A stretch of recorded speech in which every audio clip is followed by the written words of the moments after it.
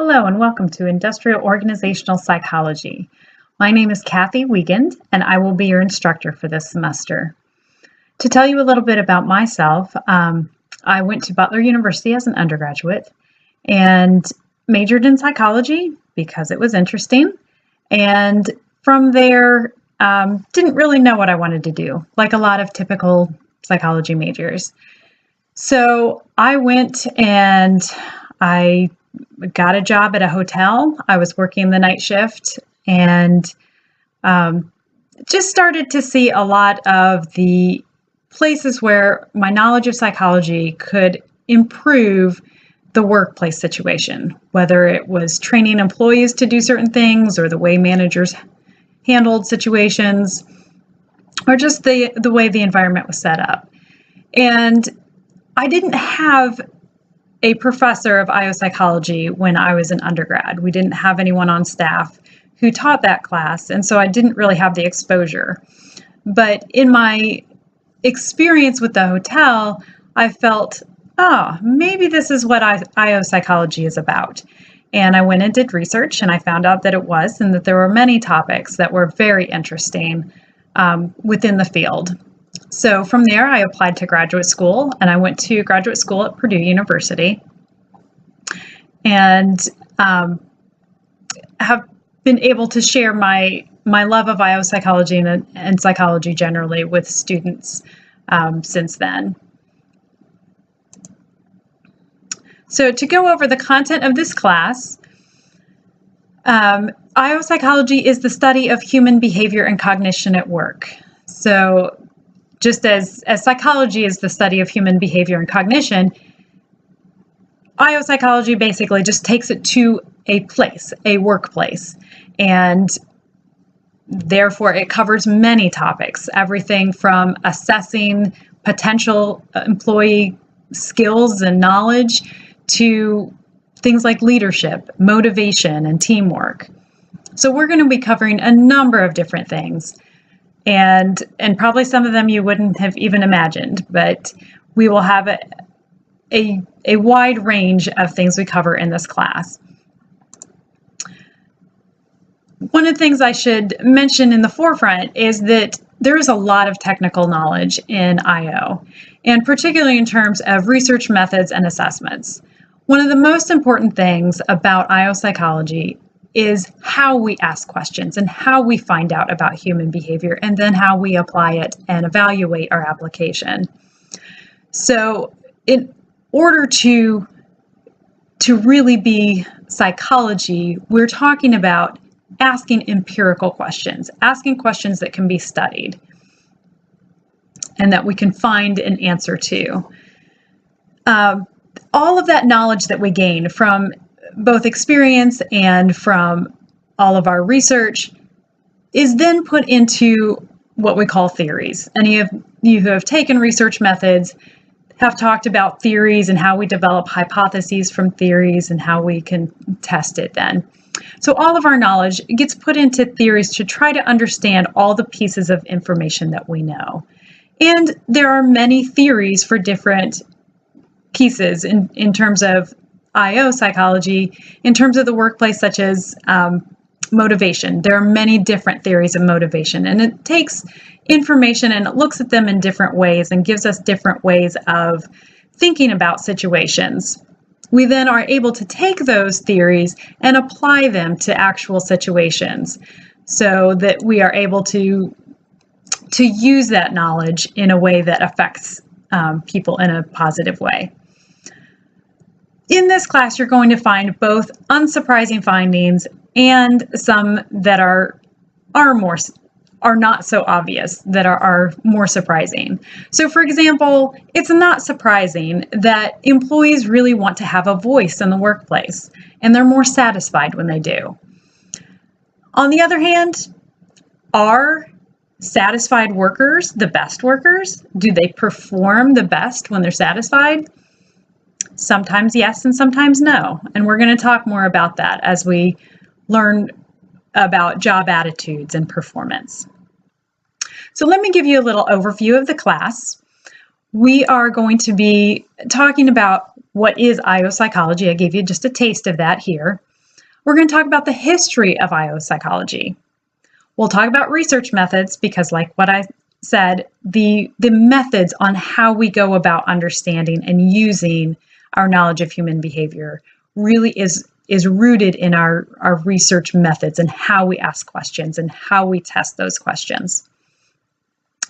And then IO psychology content is generally divided into two topics: industrial and organizational. Industrial topics cover the assessment of employees.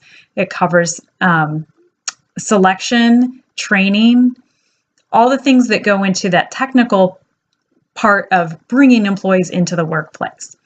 And then the organizational topics generally cover issues once the employees are in the workplace, issues that come up in terms of communication, in terms of teamwork, leadership, motivation, and attitudes. Those will all be covered under the second half of the course in the organizational topics.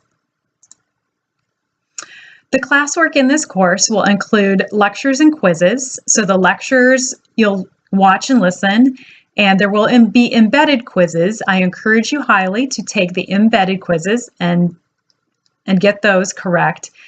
And then there will be quizzes at the end of the module, at the end of the week's lectures. There will be 2 exams in the class. Those 2 will be non-cumulative. So the first one will cover generally those I topics that I talked about, chapters 1 through 7. And then the second exam will cover the latter half of the class. There will be a cumulative final at the end of the semester, and that will cover everything. And there will be a team project. The team project, just to give you a little taste of it, will be a simulated selection committee. So I will put 4 to 5 of you in a group together, and you will be a selection committee who has to come up with a hiring strategy for a particular job, and you will be given applicants. You will choose the applicant and develop an evaluation of how you will determine whether your hiring process is a valid process to predict performance. The project there will be individual pieces that are submitted, and then there will be group products that are submitted. And there will be 8 total. I'm dividing it into 4 parts, but for each part, there will be an individual submission and a group submission. In terms of some logistics, deadlines are pretty set. You will not have the opportunity to turn things in later than 1 day because your team members need to move forward on the team project. So for assignments, if you have not turned it in on time, I will give you a 24-hour leeway, but you will get a 20% discount in your grade if you turn it in during that time period. After that, it will not be accepted. Tests must happen in the time period that I'm providing. I am providing a 2-day window in order to take each exam. And once you start the exam, you will have 1 hour for the exams during the semester, and then the final exam will be a 2-hour exam. In terms of grading policy, if you have any problems with grading, if you feel like something was unfair or not graded correctly, please let me know within 1 week of the grades being posted.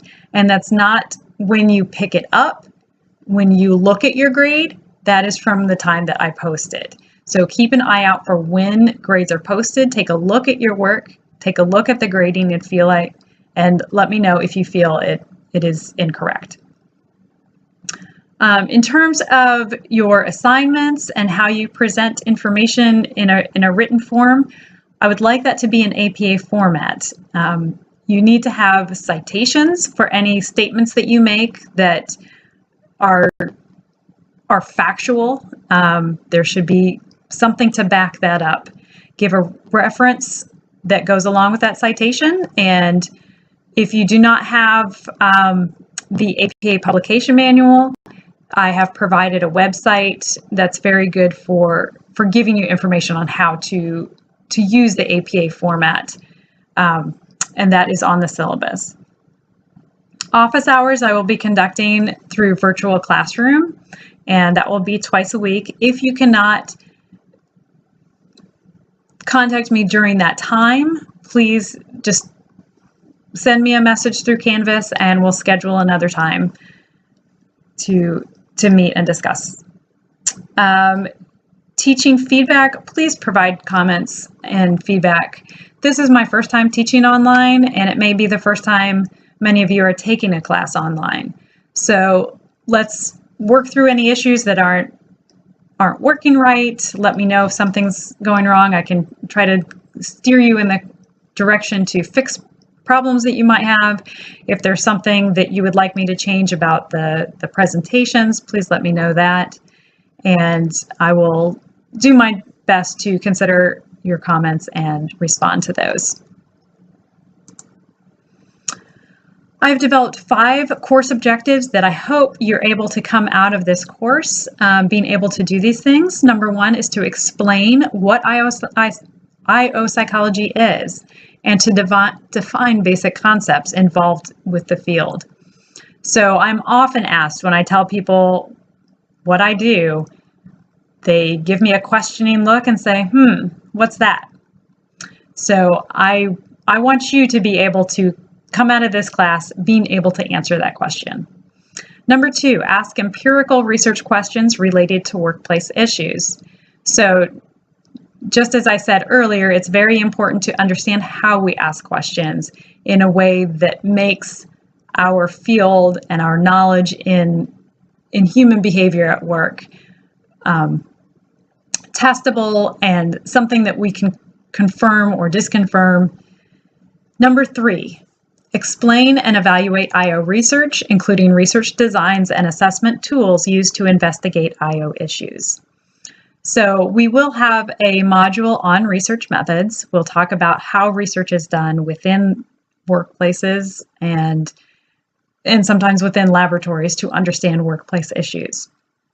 We'll also discuss, as we go through the content of each of the modules, we will discuss how those main topics are assessed. How do we assess leadership? How do we measure motivation? We'll talk about all those. Number 4, demonstrate an understanding of the current knowledge and models used in various topic areas in IO psychology. So this is the content. What do we know? What do we know about leadership? What do we know about selecting employees? This is a big area that I hope you are able to come away having a lot more information on our knowledge and understanding of behavior at work. And number 5, apply IO and general psychology models, knowledge, and research findings to workplace situations. So how do we take that information that we know and apply it? Your team project is going to be a very important part of that. At some point in your future, you will definitely be an applicant for a job. And many of you will probably at some point also be on a selection committee. So this situation that I'm putting you in terms of developing a hiring procedure and learning from research that's already been done about how hiring should or should not be done. And in terms of choosing an employee from that process and then evaluating the system. This will be a very useful, I hope, simulation experience for you that you can take and move forward and have a better idea of what you're doing the first time you're in a selection situation. Classwork, what you will be doing in this class. First of all, you need to read. The textbook covers more information than I'll be able to cover in the lectures, and all of that will be tested on the exams. Lectures, please watch and listen to the lectures. I've put them together for a reason. I'm going to give you additional information and hopefully present the content in a different way than the book presents it. That gives you two different ways of experiencing the information. The lecture quizzes. Like I said, you will have lecture quizzes at the end of each module, and it will cover information from the lectures, specifically from the lectures. The two exams, like I said, will be non-cumulative that happen during the semester, one covering the I topics, one covering the O topics, and then you will have the cumulative final. And then you'll have the project that's divided into 8 pieces. Each of 4 pieces will be turned in individually and then assessed as a group, and you will come up with a group product out of each of those 4 pieces. So in the end, there are 8 assignments that will be due with the project. So my hopes and goals for this class. Number 1, I hope that I am able to create a comfortable and supportive yet challenging learning environment. And I will know whether this has happened by evaluations at the end of the semester. So please let me know if, like I said, if there is a time during the middle of the semester you feel like this just isn't working. Let me know what might be able to be changed about that so that we can have a situation in which people are comfortable and yet they're being challenged, that you will have something, you will feel improved and better at the end of the semester. Number 2, you learn the many ways that psychology applies to the workplace. There are so many ways that psychology applies. We've got human beings in organizations. Everything about that human being is affecting the functioning of the organization, the relationships that those people have with each other. And there are so many places, and you will see this over the course of the semester as we go through the content. 2 ways I will know whether you have learned this. Number 1, all students watch all of the lectures. So by watching the lectures, you are getting information on how it's applying to the workplace. And B, your grades on the final exam. So have you learned? Have you been able to put this into knowledge that then can be shown on the exam? Number 3, you are able to connect your personal work experiences, both past, present, and future, to concepts and theories we learn about. Again, I'll know about this from evaluations and from an extra credit discussion we'll have at the end of the semester. So I will ask you to discuss and give me some information about how you are connecting your personal experiences with what we're learning. And number 4, I hope you develop an appreciation for work. For the most part, largely, this is not something that I can measure within the course of this semester. It's something that will come with time and with your experiences in the workplace. But I do hope that you're able to, and you do take this information and you look at work a little bit differently. You look at problems within work a little bit differently, and that you're able to help the organization and help your fellow employees come together and fix problems that may come up by using the knowledge that you learned and the processes that you learned in this class. So I'd like you to do a little goal setting exercise yourselves. Think about what you want to do in this class. What is your goal for this class? Is it a specific grade? Is it that you get all your assignments turned in on time? Is it that you learn about something particular, or that you're able to use the knowledge in a particular situation that you might currently have at work right now? Goals should be specific and challenging, yet reachable. It's important to think about these pieces, and we'll talk about more about this when we talk about motivation. But if you don't have a specific goal, if you just say, I just want to do my best in the class, it doesn't give you as much motivation as I want to get an A in the class, where you have a number, you have the amount of points. You can figure that out from the grading scale. And you want to be challenging. You want to challenge yourself. Don't make it too easy. Don't make it too hard. You want to have a goal that's reachable. And think about how you would assess your goal. How are you going to know if you reached it? If it's a particular GPA or a particular grade, it'll be easier to look at because that's a number. But if you have other goals, how will you know if you reached it?